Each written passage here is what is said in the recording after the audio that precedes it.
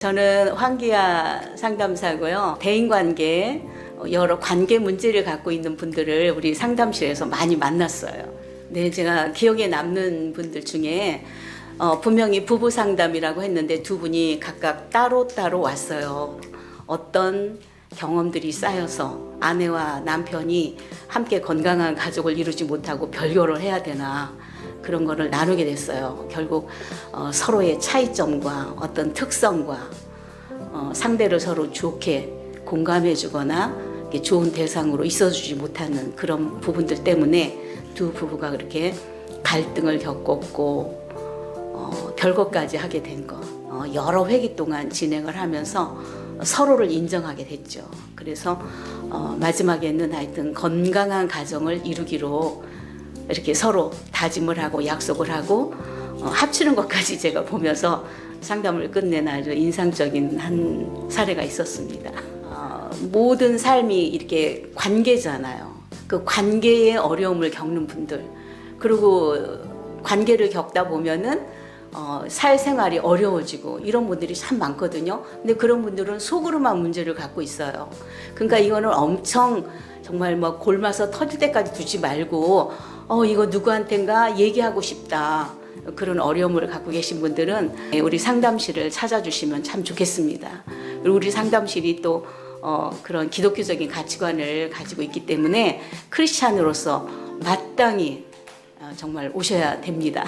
여러분 많이 상담실 찾아주세요. 예, 우리 황기아 박사님을 제가 잠깐 소개할게요.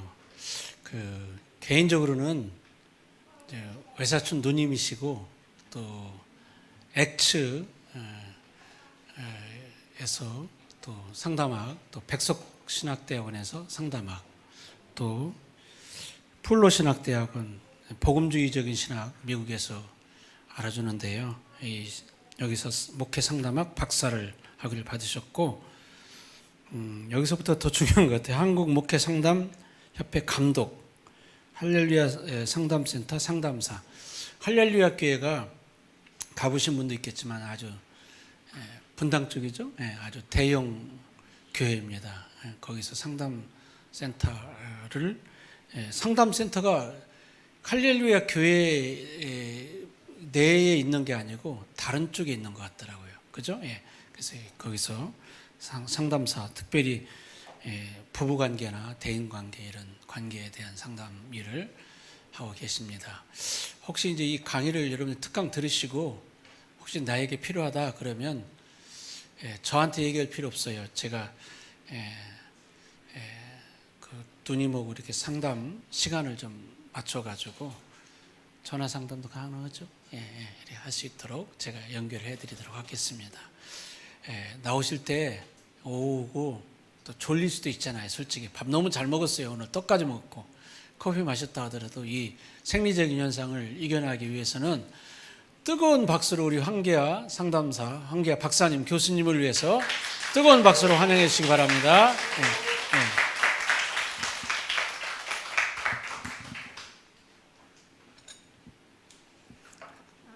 제가 어릴 때 저는 다 컸다고 생각을 했고 이 윤정상 소녀는 아주 수줍고 조용하고 그런 어린 정말 아기였고 소년이었는데 이렇게 목회를 하고 있고 이곳에 제가 오게 돼서 정말 감사하고 여러분 만나서 이 시간 하나님께서 저와 여러분 모두에게 정말 유익한 시간이 되게 해주시기를 기도합니다. 저거 옛날에 찍었던 영상인데 오늘 거하고 거의 비슷하네요.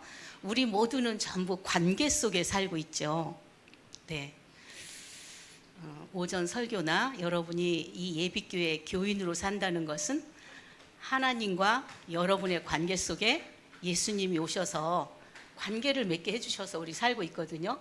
근데 이제 우리들은 이 땅에 살면서 옆에 있는 사람들과 관계 속에 살잖아요.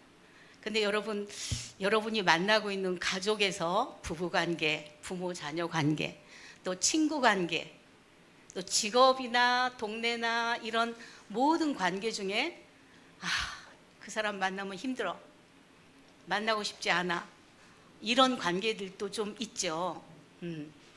그리고 그런 관계를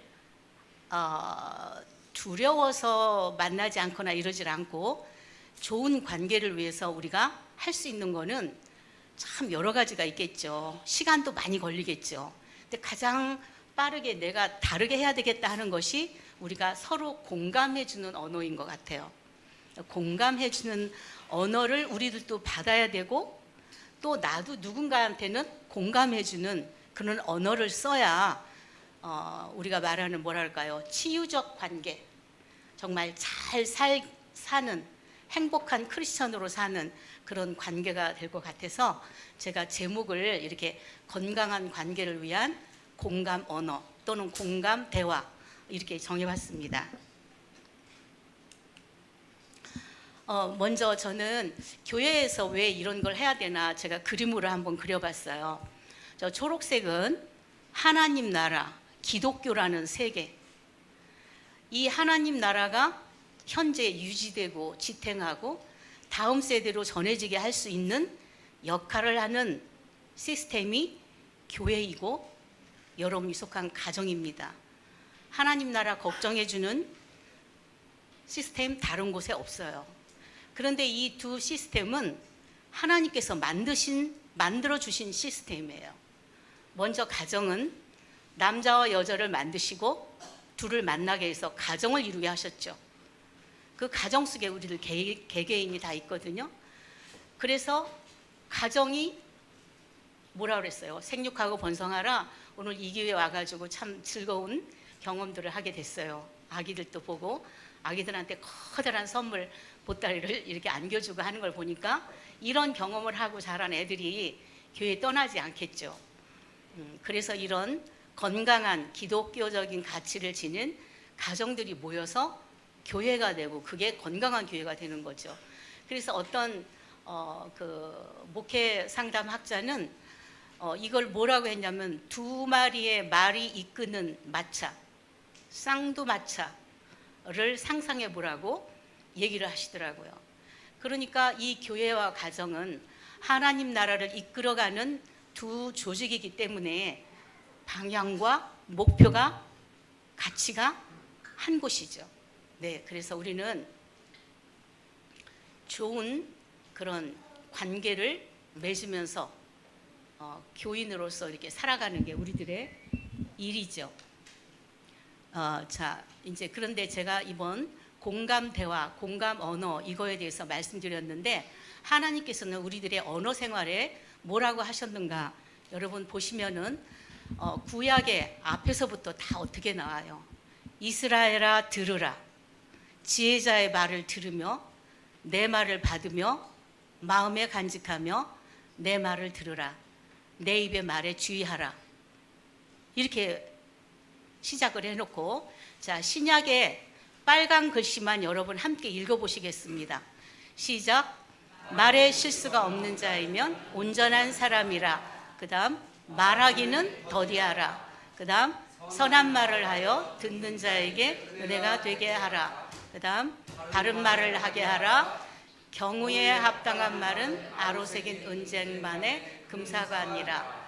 때에 맞은 말이 얼마나 아름다운고. 예, 우리들의 언어 생활에 대해서 저렇게 성경에 뭐 굉장히 많죠. 하나님과 우리의 관계를 위해서 예수님이 십자가 고난을 당하셔서 우리는 그 선물을 거저받고 살고 있는데 우리들은 내 가까운 사람들과 건강한 관계를 위해서 내가 해야 될 부분은 무엇인가? 그것이 잘못되었다면 의지적인 노력으로 바꿔야 됩니다. 근데 맨 마지막 까만 글씨 보세요. 그들의 마음은 강포를 품고 그들의 입술은 재앙을 말함이니라. 여러분이 이 말씀을 읽으면서 여러분 각자 경험하고 만났던 사람들의 얘기가 있을 수 있겠지만 지금 보니까 아까 제가 그 사례로 얘기했던 그 두 부부가 생각이 나요. 그 엄마, 그 아빠는 이 아들한테 아들을 잘 되라고 잘 기르려고 열심히 말을 했어요. 근데 그 엄마 아빠가 미숙한 사람이어서 이 아들은 그게 평생 짐이 되었어요. 제한테 왔던 그 분은 마흔 중반쯤 된 분이었는데 왜 이분이 이런 사고방식을 갖고 사나 봤더니 그 어렸을 때 어머니로부터 들었던 말들, 그 말들이 너무나 깊이 이 사람의 그 뭐라 그럴까요? 심리 체계 속에 박혀가지고 그런 식으로 결혼 생활을 하고 있다가 갈등을 겪고 저한테 온 것이었어요. 그러니까 우리 부모들도 열심히 자식을 위해서 무언가를 말해줬는데 그게 자녀들한테 재앙이 될 수도 있다는 거죠. 그러면 재앙이 되어서 그런 가정에서 자란 사람들은 어떤 모습인가 보시겠습니다. 그걸 이제 아까 공감 경험이 없는 사람, 그런 가정에서 사는 사람을 엮이는 가정에서 성장한 사람이라고 하는데, 이런 엮이는 가정에서 성장한 사람들은 심리 발달이 멈춰버린 거예요. 여러분, 우리가 자녀를 낳아 키울 때 이 자녀가 신체 발달이 멈추면 어떻게 될까요? 어떻게 사고가 나서 또 머리를 다쳐서 인지 발달이 되면 어떻게 될까요? 큰 고통이죠. 그런데 이 심리 발달이 멈춘 사람은 키는 다 크고 체중도 학교도 다 다녔는데도 심리 발달이 어느 순간에 멈춰버린 사람들이 있어요. 그래서 여러분이 흔히 말하는 중에 꼭 하는 짓이 어린애 같으다, 이런 말들 많이 하고요. 또 뭐 성인아이라고도 하고 그런 말들 많이 하죠. 그런 미숙한 부모가 있는 엮이는 가정에서는 사람을 병들게 키워요. 그래서 인격 장애적인 삶을 사는데, 인격 장애가 참 여러 가지가 있죠. 여러분이 뭐 어디서 쉽게 들을 수 있는 말을 제가 짧게 말씀드려 볼게요. 우선 자기애성. 자기애성은 굉장히 자기중심적인 사람이죠. 자기중심적인 사람이어서 여러분 모임이나 어디 가면 내가 다 잘났어, 다 내 말을 들어, 전화도 뭔 일 있으면 자기 할 말만 하고 딱 끊어버리고 다 자기 해석을 하고 자기가 다 최고라고 생각을 하는 사람이에요. 전혀 안 그런데. 그 다음에 편집성인 사람, 의심이 아주 많은 사람이에요. 의심이 아주 많아서 저도 이제 이런 분을 상담을 하고 있었는데, 왜 교회에 이단이 들어와서 이 교회를 망가뜨리려고 하는데 그런 사람은 경찰에 신고해야 되잖아요. 담임 목사님께 말씀드려서 그런 사람들은 문간에서 못 들어오게 내쫓아야 되는데 왜 교회가 그걸 안 합니까? 이러면서 막 이제 상담사, 누구한테 말해도 안 들어주니까 상담사한테 와서 말하고 있죠. 편집성, 의심이 굉장히 많은 사람이에요. 여러분 뭐 의처증, 의부증 얘기 많이 우리 주변에서 들을 수 있죠.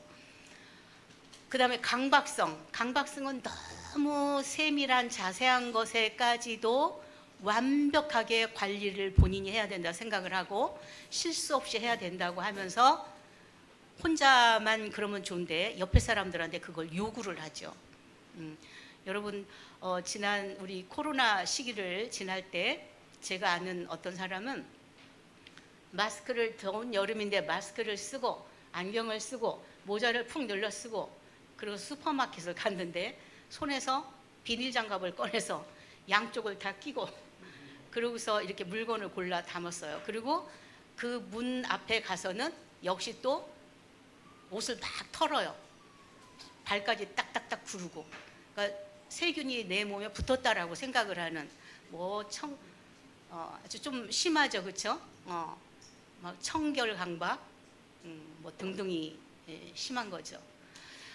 그 다음에 이제 정신분열. 이거 정신분열은 사람과 사람 사이는 친밀하게 또는 뭐 거리를 두고 지내야 되는데 사회적인 관계나 이런 거에서 철수하는 사람이에요. 그런 관계를 유지하는 거에 아무런 가치를 안 두고 외로움도 모르고 혼자 살아도 괜찮은 사람들, 그러니까 철수하는 사람들이죠. 반사회성 인격장애는 뭘까요? 이 사람들이야말로 상대의 아픔이나 감정에 공감할 줄을, 함께 느껴줄 줄을 몰라요. 그래서 이 반사회성 인격장애를 저지르는 사람은 우리가 신문이나 텔레비전에서 많이 보죠. 끔찍하게 사람을 살해한다든가 이런 일들을 하는데 그게 엮이는 가정에서 키워진 사람, 엮이는 가정에서 최소한 누구 한 사람이라도 그 아이의, 그 사람의 마음을 알아줬더라면 이런 장애를 갖지 않고 살지 않았을까, 이렇게 보는 것이 이제 우리들의 얘기죠.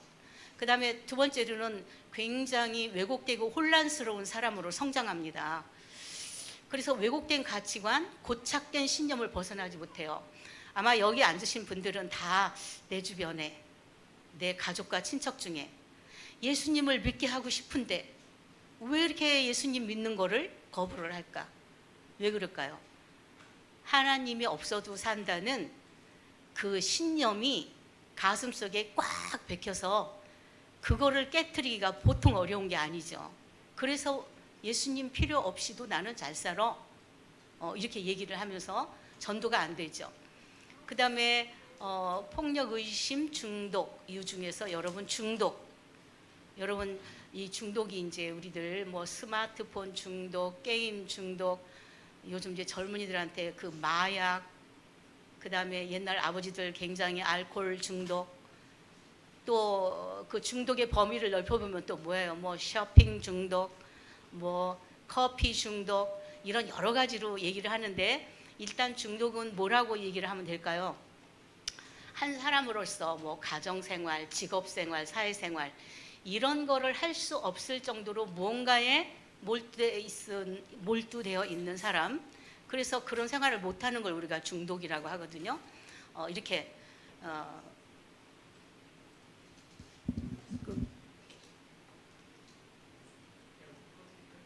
아니요, 저는 괜찮았어요. 이게 왜? 그 다음에 모험심과 창의성 부족으로 자발적이고 독립적인 삶을 살지 못하는 의존적인 인물.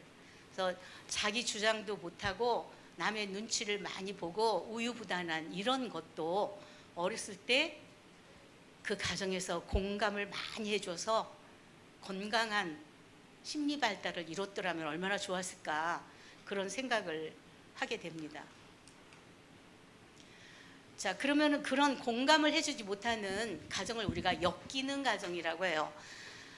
기능, 한 사람을 신체적, 심리적, 뭐 영적인 모든 것이 성장하고 발달하고 성숙해지도록 이끌어주는 게 가정의 역할인데, 그 기능을 하지 못하는 걸 역기능 가정이라고 하죠. 자녀의 성장 발달에 적절한 양육을 제공하지를 못해요. 그래서 부모가 자녀를 공감해 주질 못하고, 미숙한 부모가 자기 필요와 명령에 따라 행동하라고만 요구를 하는 거죠. 그래서 어린 나이에 어쩔 수 없이 부모를 돌보는 역할을 했다. 그럼 우리들은 되게 어른스럽네, 나이도 어린데 벌써 철들었어, 칭찬을 하잖아요. 근데 여러분, 그게 제가 상담을 해보니까 하나도 좋은 게 아니었어요. 아이는 아이답게 커야 돼요. 그러면 어린 시절에 어른스러워 가지고 저런 역할을 했던 사람은 무슨 일들이 생기느냐, 그 사람의 일생을 돌아보면은 어느 시기엔가 그 결핍을 채우려는 욕구가 나와서 차라리 어린 시절에 어린애답게 장난치고 잘 놀고 실수하고 이렇게 사는 게 훨씬 나은 거였어요. 그다음 외부와 단절되어 있다. 고립된 가정인데요. 가족 비밀, 우리 집에 있는 이거는 절대 밖에 가서 얘기하면 안 돼, 이러는 비밀스러운 가정들이 아주 문제가 많은 걸 여러분이 하여튼 매스컴을 통해서 전해지는 뉴스들을 보면 다 알 수 있어요. 애들한테 우리 집 비밀은 어디 가서 얘기하면 안 돼, 그 집 안에서만 뱅뱅 도는 외부와 교류가 없는 그런 가정들이 엮이는 가정들이죠. 다음에 세 번째, 자녀의 자아상을 손상시키며 자존감을 떨어뜨린다 했는데, 여러분, 자존감, 자기 존중감, 자아상은 뭐냐면 셀프 이미지, 내가 나를 어떻게 보나예요. 이 자존감이 매우 낮고 건강한 관계를 못 맺는 사람들 보면은 자기 자신에 대한 평가를 매우 낮게 해요. 그래서 흔히 뭐예요? 나는 못났어, 나는 뭐 못생겼어 에서부터 비롯해가지고 나는 재주가 없어.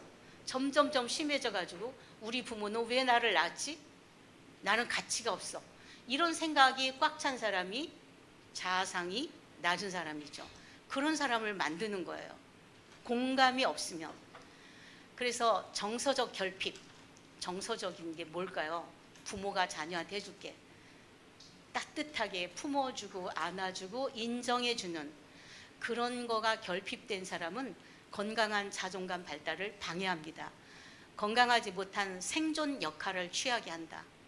자, 우리 여러 형제 중에 크셨죠. 그 여러 형제 남매 중에 크다 보면은 누군가는 형제 누군가를 위해서 희생하는 게 있어요.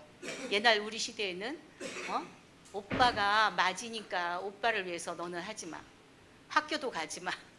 그러다 보니까 그 다음에 우리 집에서는 아들이니까 누구는 영웅이야. 그 아이를 위해서 딸들이 다 수고를 했어야 되는. 또 잊혀진 아이는 뭘까요? 예를 들어 5명의 자녀가 있으면 첫째, 막내 굉장히 소중하죠. 근데 한 4번째, 3번째쯤 이 자녀들은 눈에 안 띄는 아이예요.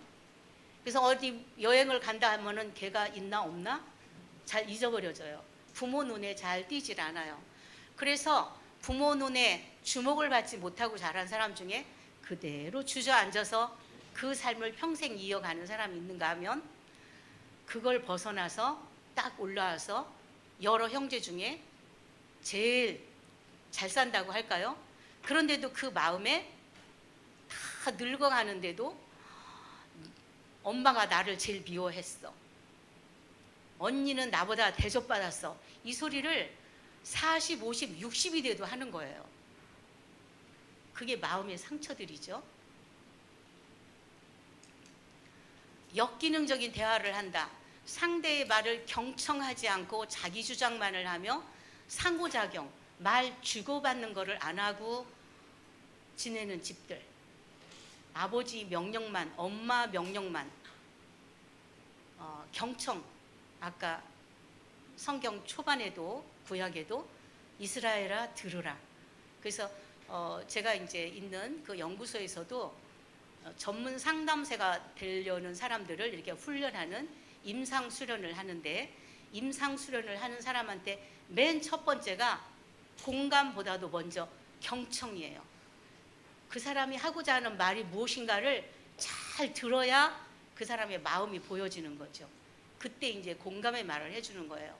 이렇게 경청이 중요한데 미숙한 부모는 자녀들한테 명령만 하죠. 그 다음에 자녀의 성장과 발달을 방해하는 언어와 정서 유기가 있다. 조건적이고 계산적인 사랑. 너는 착하니까, 너는 엄마한테 잘하니까, 너는 공부를 잘하니까, 너는 엄마가 시킨 일 잘하니까, 이거는 예쁜 자식, 그거 안 하니까. 이렇게 조건적이고 계산적인 사랑. 하나님은 우리 그렇게 안 하신다고 하시죠. 그래서 어쩌다가 여러분의 그 어린 시절의 삶을 얘기하다 보면은 어느 한순간이지만 그게 기가 막히게 마음속에 남아있어서 얘기를 하는데 보니까 수치심을 느낀 것, 굴욕감, 모욕감, 조롱, 무시를 당한 경험들은 여러분 가슴 속에서 지워지질 않고 있는 거예요. 이런 것이 상처가 되는 것이죠. 허약한 가족관계 증상, 친밀감이 없고 모두가 이기적이고 가족끼리 비판하고 서로를 존중하지 않는다. 이런 가족을 우리 뭐라 그래요? 모래알 가족이라 그러죠. 다 따로따로.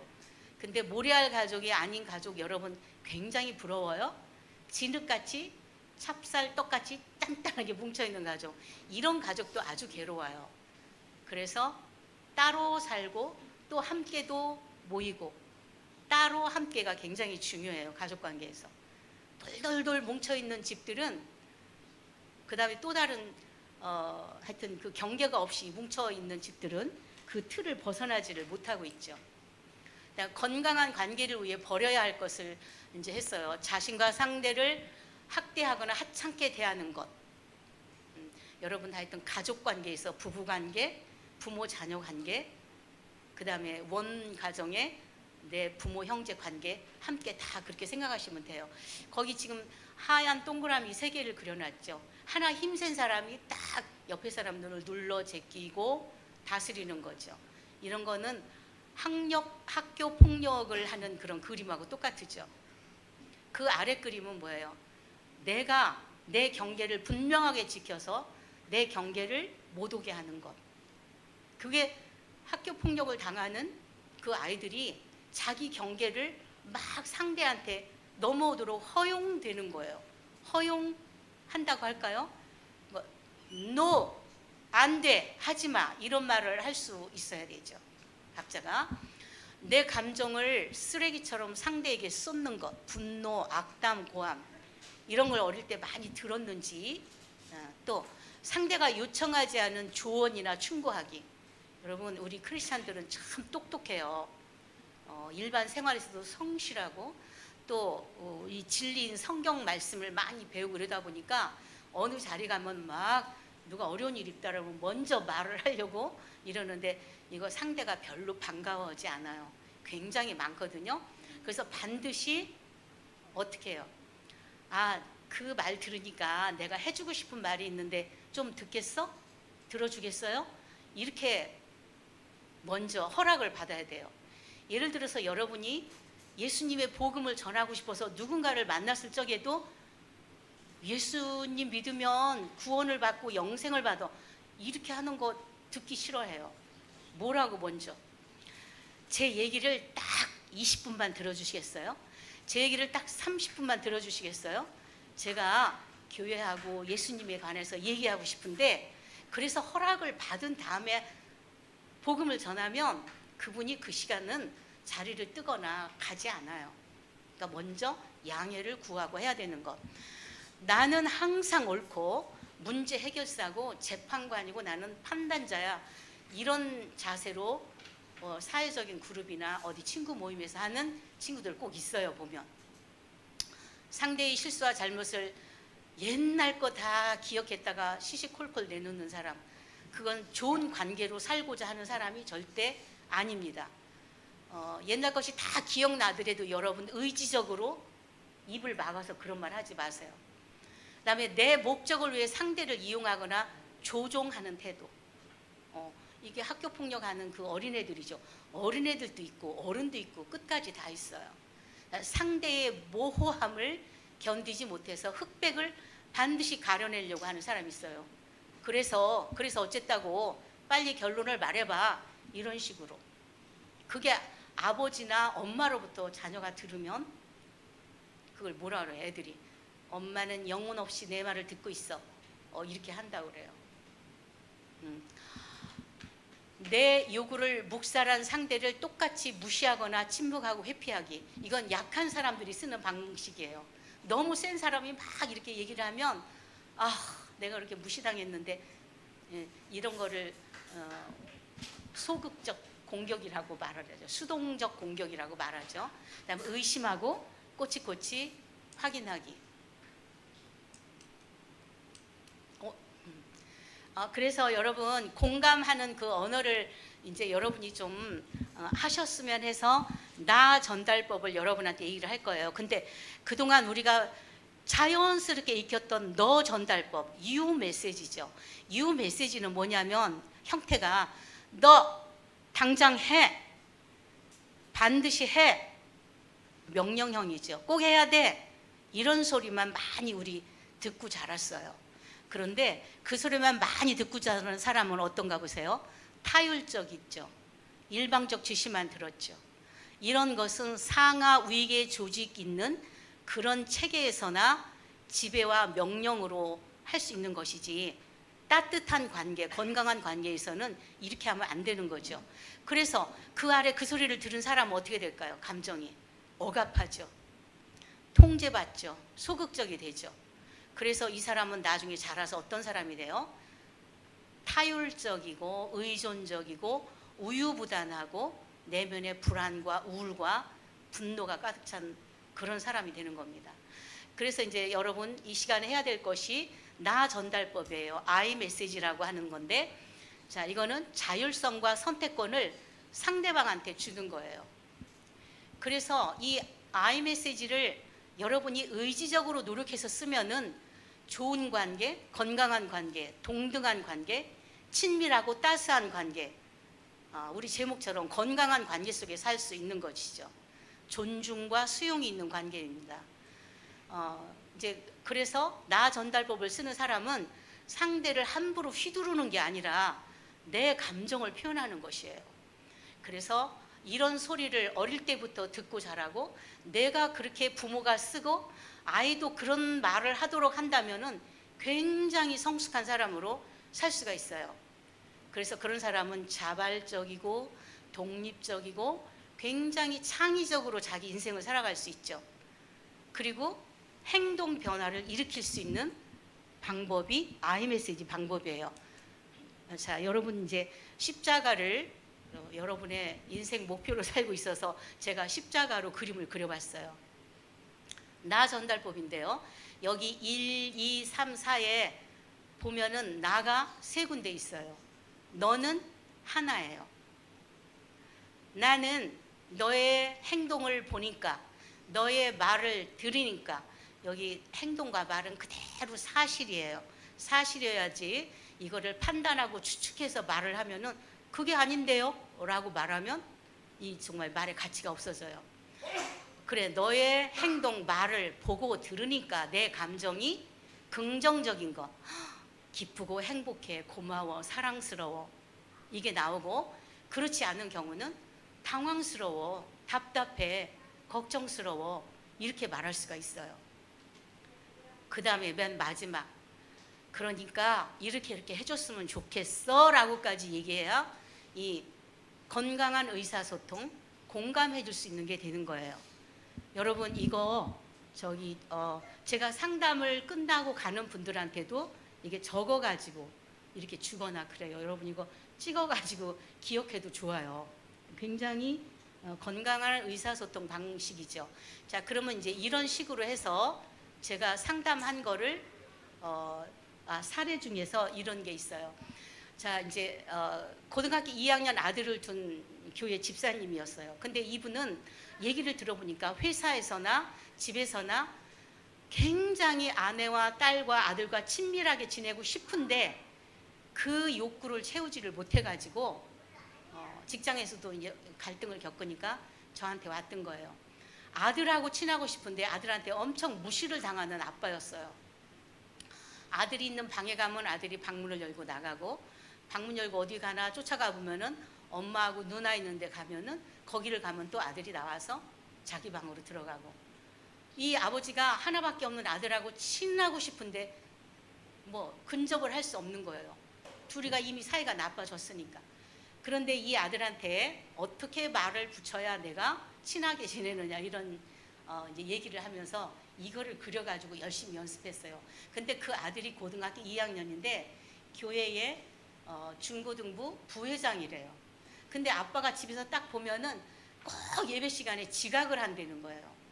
지각, 앞에 찬양할 때 안 가고 있다가 그 목사님이 설교하실 때쯤 들어가는 아들의 시간 체크를 아버지가 한 거예요. 그래서 요거에 맞춰가지고 아버지가 얘기를 하고 그 다음 주에 오는 것이 상담사와의 숙제였어요.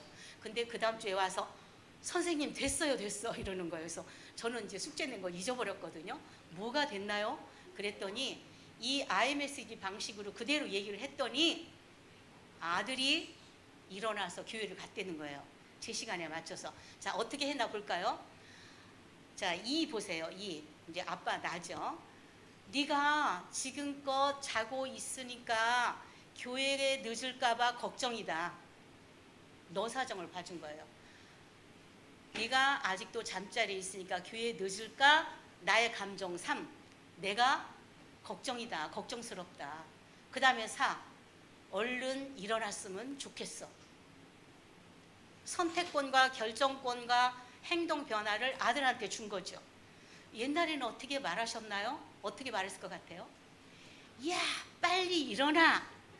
네가 부회장이 창피하지도 않냐? 내놔. 이렇게 했다는 거죠. 네가 지금 안 일어나면 교회 늦을까 아빠가 걱정이야. 빨리 일어나 갔으면 좋겠어. 그랬더니 아들이 그때 요 피고 살았나 봐요. 요하고 이불을 개키지도 않고 발로 쓱 밀고서 세수하러 나가고 교회를 갔다는 거예요. 이렇게 IMSG 방식을 하면 아이를 하나도 기분 나쁘게 하지 않으면서 아, 요거 내가 하지 이렇게 되는 거예요. 또 제가 이제 학교를 너무너무 가기 싫어하는 아들을 데리고 사는 어떤 엄마하고 아들 둘이 사는 거예요.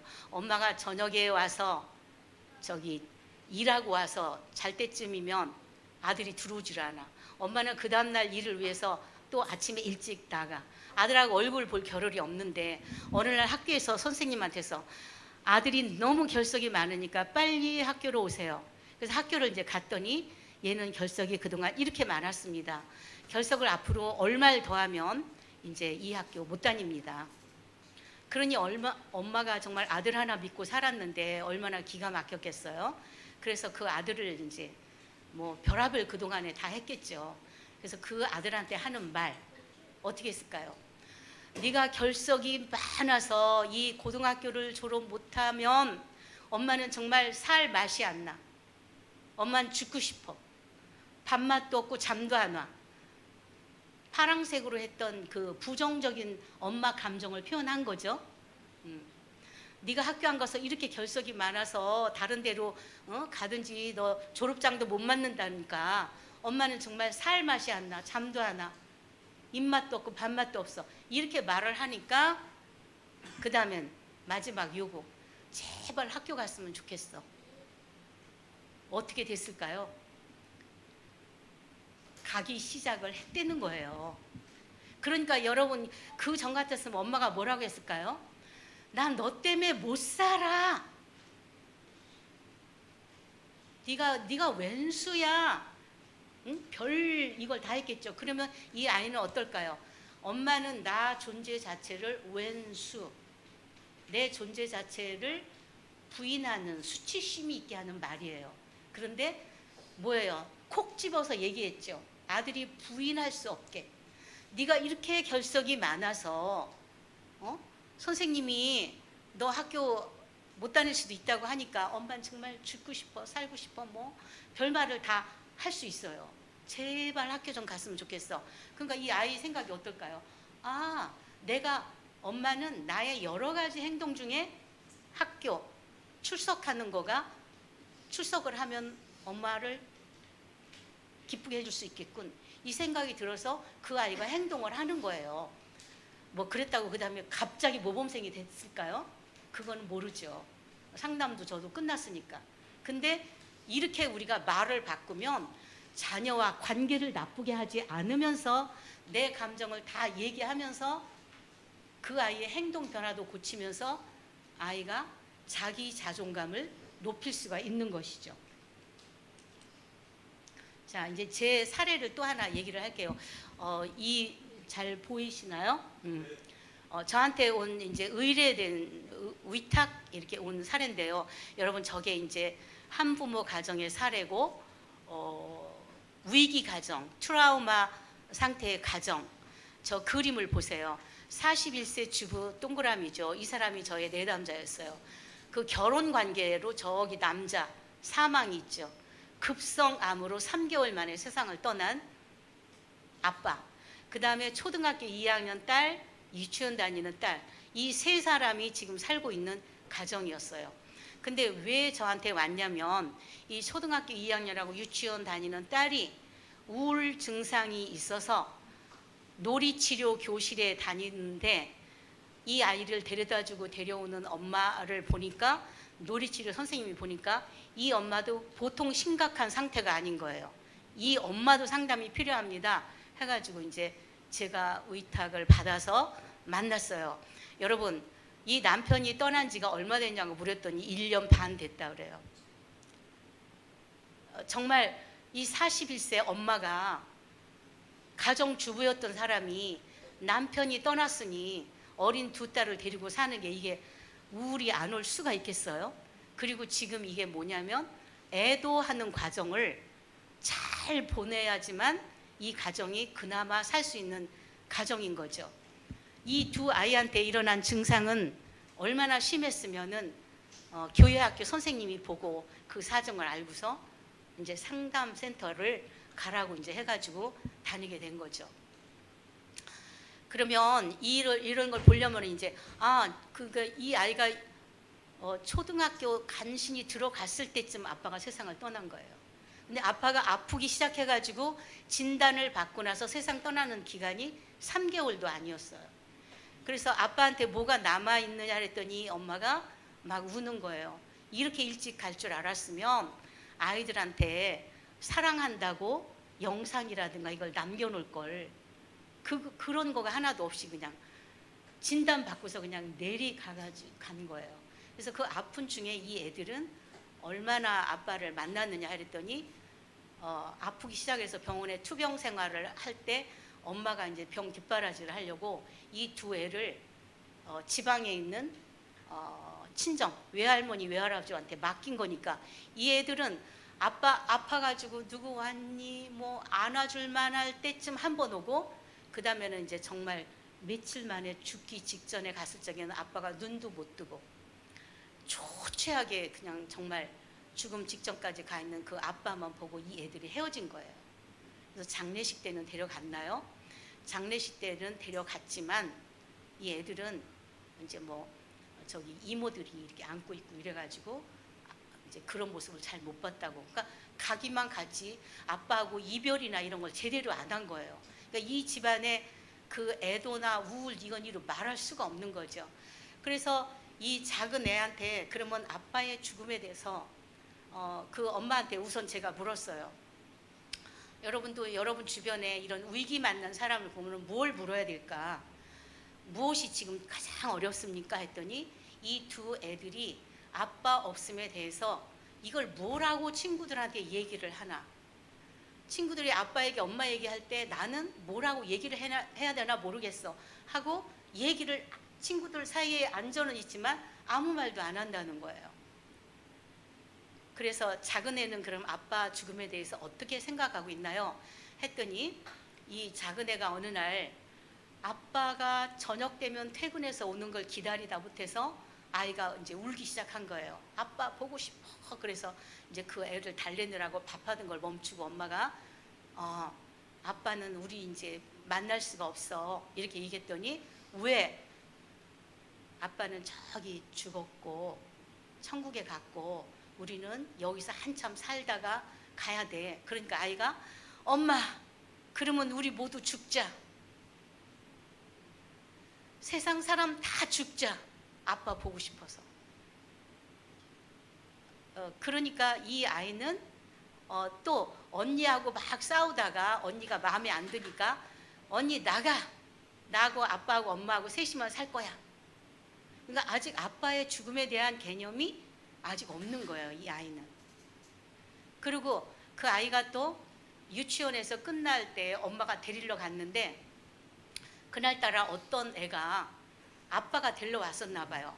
그러니까 이 아이가 반가워가지고 아빠 하면서 막 아빠를 향해서 막 돌진해 가는 거를 얘가 가만히 보고 있었던 거예요. 그 빨리 엄마 만났으면 그동안 이렇게 엄마 하면서 와서 집에 가야 되는데 그 아이가 달려가서 아빠 품에 안겨서 아빠가 비비고 뭐 뱅글뱅글 돌리는 거를 구경하고 그냥 서 있는 거예요. 그래서 그 다음에 어떻게 했어요? 빨리 집에 가자 하고 데려왔어요. 차를 타고 왔어요. 그럼 차 안에서는 어땠어요? 애도 아무 말도 안 하고 저도 아무 말도 안 했어요. 그럴 때 엄마가 어떻게 해줘야 될까요? 그럴 때 그날 상담 끝나고서 마지막에 물었어요. 그런 상황이 앞으로 또 올 때 엄마는 이제 뭐라고 말해줘야 될까요? 그랬더니 얘기를 했어요. 너 아빠 생각하는구나. 이 말 한마디가 바로 공감해 주는 거예요. 아이의 마음과 생각과 이거를 나의 권위자인 엄마가 인정해 줄 때 그 아이의 자존감이 높아지는 거예요. 그렇게 크면 이 아이는 어떻게 될까요? 잘 크는 거죠. 엄마가 나를 읽어주니까 내 마음을. 그런데 그게 뭐예요? 한 말도 안 하고 가면 감정 억압이에요. 슬픔과 고통과 이 모든 거를 가슴속에 묻어두는 거예요. 제가 상담사인데 제가 뭘 하는지 아세요? 그 어린 시절에 듣고 싶었던 말을 못 들었던 얘기를 상담사가 해주는 거예요. 너는 괜찮은 사람이었어. 너의 환경에서 미숙한 사람들 때문에 그랬어. 그리고 그 사람이 하고 싶었던 말을 시원하게 들어주는 게 상담사의 일이에요. 근데 이제 큰딸 얘기. 큰딸은 너무 얘기를 안 한대요. 초등학교 2학년이면 학교 갔다 와서 엄마한테 조잘조잘 얘기를 하고 그나마 그 얘기를 듣고 싶은데 얘기를 안 하고 입을 다물고 있는 거예요. 그래서 어느 날 이 딸한테 이제 자기 전에 또 얘기를 막 걸었어요. 오늘은 학교에서는 무슨 일이 있었어? 그러면 아 몰라. 아 선생님이 뭐라고 하셔서 잊어버렸어. 친구하고 놀아서 뭐하고 놀아서 그냥 놀았어. 이런 식으로 큰아이가 하니까 바깥에서 보고 얘는 심각한 우울이다 해가지고 다니게 한 거죠. 근데 어느 날 얘기를 하면서 하는 거예요. 이제 저하고 몇 회기의 상담을 진행하면서 새 모녀가 앉든 둘이 앉든 뭐 하든 많이 아빠 얘기를 꺼내서 하면서 울어라. 그것이 그 감정을 꺼내는 거다. 그랬는데 이 아이가 하는 말이 근데 오늘 공부방에 갔더니 편지지를 나눠주면서 고마운 분한테 편지 쓰기를 했어. 이거를 겨우 얘기를 하는 거예요. 그래서 누구한테 쓰는 거였는데 소방대원 아저씨, 경찰관 아저씨, 또 아파트 경비하시는 아저씨한테 쓰면은 거기서 전해준댔어. 그래서 너는 누구한테 썼어? 그랬더니 한참 있다가 아빠한테 썼어. 아빠한테 뭐라고 썼어? 그랬더니 한참 있다가 나는 아빠가 병원에 있다가 우리한테 올 줄 알았어. 그래서 그걸 썼어. 그러고선 또 뭐라고 썼어? 그랬더니 아빠가 그동안 나하고 놀아주고 나 사랑해준 거 너무 고마웠어. 이렇게 써가지고 냈다는 거예요. 그 얘기를 듣고 저 엄마하고 작은 딸은 막 붙잡고 우는데 너무나 이상한 게 그 얘기를 해놓고 이 딸은 눈물 한 방울 안 흘리고 가만히 있는다는 거예요.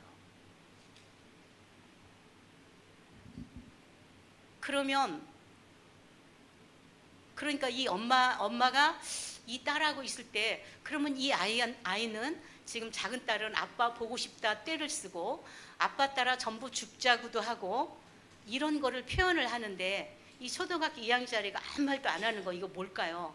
그래서 제가 어느 날은 선생님이 1대1로 그런 얘기를 꺼내라고 그래서 카페에 데려가서 걔가 좋아하는 거 시켜주고 너 아빠 보고 싶어? 무슨 생각이 나 아빠 하면 몰라. 생각 안 나. 이렇게만 얘기를 한다는 거예요. 그러면 얘가 엄마한테 그거 얘기 못하는 게 정말 몰라서 안 할까요? 뭐라고 표현할지 몰라서 안 할까요? 어떻게 언어로 말해야 될지 모를까요? 이게 다 감정이 억압되어 있는 거예요. 근데 엄마와의 관계를 이제 그거 이상하죠? 왜 엄마한테 그걸 못할까? 제가 이제 또 다른 얘기를 하다 봤더니 이 엄마가 이제 뭐 하겠어요. 이 딸 공부 잘하게 하려고 영어도 가르치고 산수도 가르치고 모든 교과목을 집에서 열심히 가르치겠죠. 그래서 잘 따라오나요? 그랬더니 아이가 너무 힘들어해서요. 제가 어떻게 해야 될지 모르겠어요. 이러는 거예요. 학원비 덜 들이고 얘들 공부시키려고 하는 게 엄마 마음이죠. 그래서 얘가 공부를 따라가기 힘들다 그러면은 엄마는 그 어려운 영어도 잘하고 산수도 잘하고 이러면서 자기한테 잘해라 할 때 이 아이가 얼마나 엄마로부터 그게 뭐예요? 스트레스죠. 스트레스를 받겠어요. 그 스트레스를 주는 사람인 엄마가 어느 날 너 아빠 보고 싶어? 아빠한테 하고 싶은 말 있어? 이런 말 할 때 얘가 술술 나올까요? 나오기 참 힘들죠. 그래서 일단 애가 힘들어하는 공부 시키는 거 자기 수준으로 하게 하고, 그래야 얘가 아빠 보고 싶어, 슬퍼 이런 말을 엄마한테 꺼낼 수가 있다. 엄마가 학습으로 막 이렇게 눌러놓은 다음에, 응? 엄마는 굉장히 공부도 잘하고 어려운 거 잘하고 이러는 사람이 갑자기 아빠에 대한 추억을 얘기하자 그러면 이 아이는 안 나오거든요. 우리들의 관계에서. 그래서 그 공감해주는 이런 관계가 매우 매우 필요한 거죠. 여러분, 우리가 만나는, 우리가 맺고 있는 인간관계, 부부관계, 부모자녀관계, 나의 원가정의 어머니, 아버지, 형제 모든 관계, 직업에서 맺는 사회적인 관계, 이 모든 관계에서 공감할 줄 알아야 마음이 나오는 것입니다. 그러면 우리가 정말 심리적으로 성숙한 사람, 심리적으로 성숙해야 반드시 영적인 성숙이 와요. 심리적인 성숙이 영적인 성숙하고 연결이 안 되는 사람도 있어요. 근데 우리 크리스찬은 영적인 성숙에는 반드시 심리적인 성숙이 따라야 되는 거예요. 그래서 여러분이 상대의 마음을 읽어줄 줄 알고, 참 하찮은 것 같으죠? 작은 공감을 해줄 때 이 사람은 살만한 마음이 생기고 따뜻하고 친밀한 그런 마음들이 생기는 겁니다. 우리가 죄인이었을 때 예수님께서 십자가에서 우리 죄를 다 죄값을 갚아주셨어요. 그러니까 친구나 우리가 관계 맺고 있는 사람들이 내 수준에 맞는 사람이어야 돼라는 그런 요구 이런 거 상대방한테 할 필요 없어요. 우리는 누구한텐가 좋은 대상으로 있어줄 수 있는 힘이 성숙한 사람이라면 있는 거죠. 이제 이거 마지막입니다. 건강한 관계를 만들어가는 언어. 아까 건강한 관계란 뭐냐면 따뜻하고 친밀하고 평안한 그런 관계죠.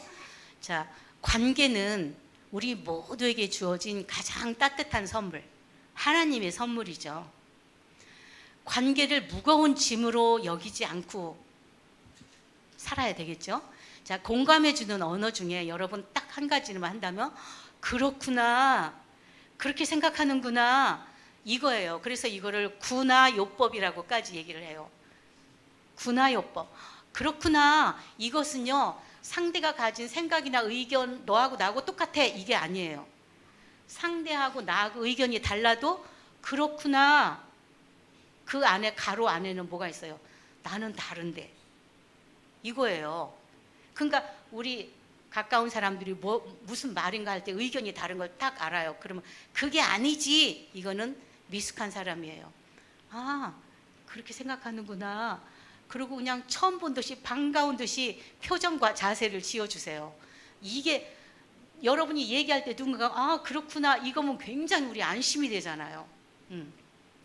그리고 우리의 언어는 사랑과 수용받는 느낌을 주는 언어, 용기를 솟아나게 하는 언어, 평안과 친밀감을 더해주는 언어. 그래서 제가 대충 써봤어요. 자, 가만히 글씨만 빨간 거 읽으면 오 잘했어, 최고야, 최고 이러면 안 되겠죠.